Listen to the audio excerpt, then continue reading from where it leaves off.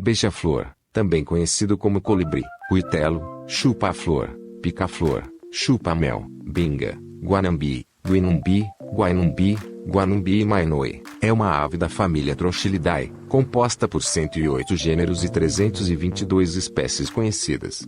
No Brasil, alguns gêneros recebem outros nomes, como os rabos brancos do gênero Paetornis ou os bicos retos do gênero Eniomaster. No sistema classificativo de Sibley-Erquest, a família Trochilidae integrava uma ordem própria, a Trochiliformes. Entre as características distintivas do grupo contam-se o bico alongado, alimentação à base de néctar, 8 pares de costelas, 14 a 15 vértebras cervicais, plumagem iridescente e uma língua extensível e bifurcada. O grupo é originário das Américas e ocorre desde o Alasca à Terra do Fogo. A maioria das espécies é tropical e subtropical, vivendo entre as latitudes 10 indicador ordinal masculino norte e 25 indicador ordinal masculino sul.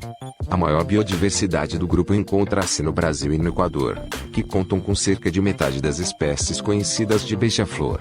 Os troquilídeos estão ausentes do Velho Mundo, onde o seu nicho ecológico é preenchido pela família Nectarinidae, da ordem Passeriformes.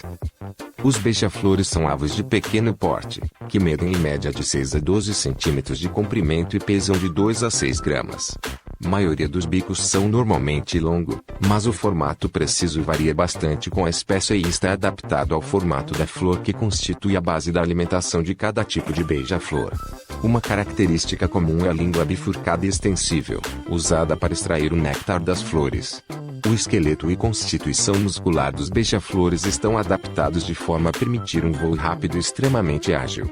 São as únicas aves capazes de voar em marcha ré e de permanecer imóveis no ar. O batimento das asas é muito rápido e podem ultrapassar 80 vezes por segundo. Em contraste, as patas dos beija-flores são pequenas demais para a ave caminhar sobre o solo.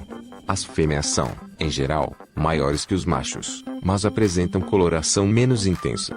Vivem, em média, 12 anos e seu tempo de incubação é de 13 a 15 dias.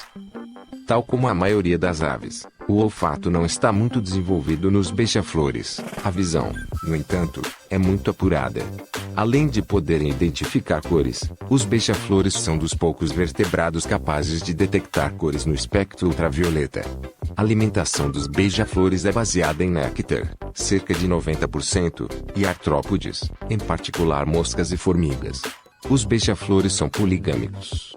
Aproveitando a grande necessidade que os beija-flores têm de um alimento energético de rápida utilização, como o néctar, que contém carboidratos em concentração variável em torno de 15 a 25%, é possível atraí-los para fontes artificiais de soluções açucaradas, os chamados bebedouros para beija-flores.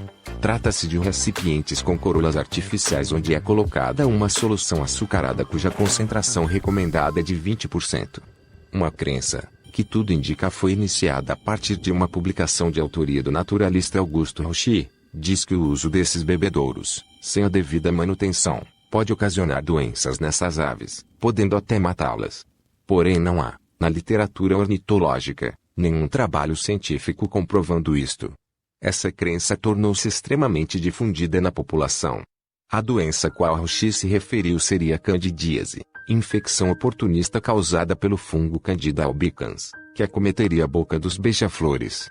Sendo assim, é aconselhável quando se utiliza de tal artifício para atração de beija-flores, por exemplo em jardins ou sacadas, proceder-se aliado à limpeza diária dos bebedouros e à troca da solução açucarada, preparado de preferência com açúcar comum, evitando-se a utilização de mel, açúcar mascavo, e demais preparados caseiros, pois estes possuem uma maior tendência à fermentação. Além disso, é contraindicado o uso da água encanada de rede pública, pois esta usualmente é tratada com compostos de cloro ou flúor em dosagens insignificantes para os humanos, mas que nos organismos de aves de pequeno e médio porte caracterizam-se como substâncias acumulativas que prejudicam a saúde destes. Havendo a disponibilidade do alimento artificial, normalmente os beija-flores o procuram complementando, com louvor, seu provimento energético. Esse alimento fornecido auxilia os beija-flores, porém alguns cuidados são necessários.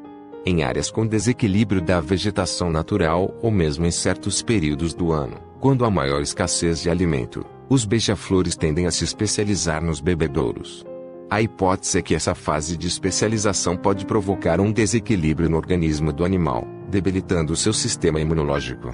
Foi observado, principalmente nestes períodos de escassez, um aumento de doenças nestas aves, especialmente aquelas provocadas por fungos. Isso provavelmente pode ter origem na carência de alguns nutrientes que normalmente seriam encontrados em fontes naturais de alimento, como néctar e artrópodes.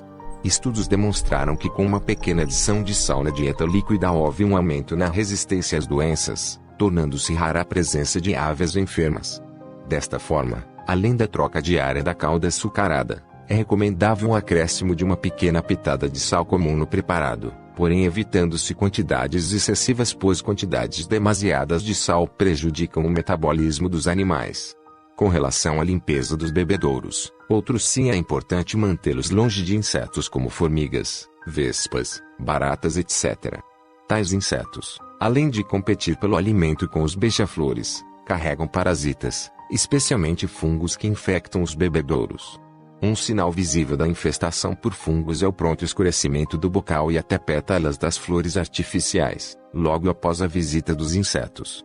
Sendo assim, é recomendável utilizarem-se modelos de bebedouros que tenham algum dispositivo limitador de formigas etc. E, ao se notar o escurecimento das flores de plásticos, estas devem imediatamente ser esterilizadas com algum composto clorado, destinado a purificar alimentos como verduras, e jamais usar produtos comuns de limpeza, e bem enxaguadas antes de serem reutilizadas.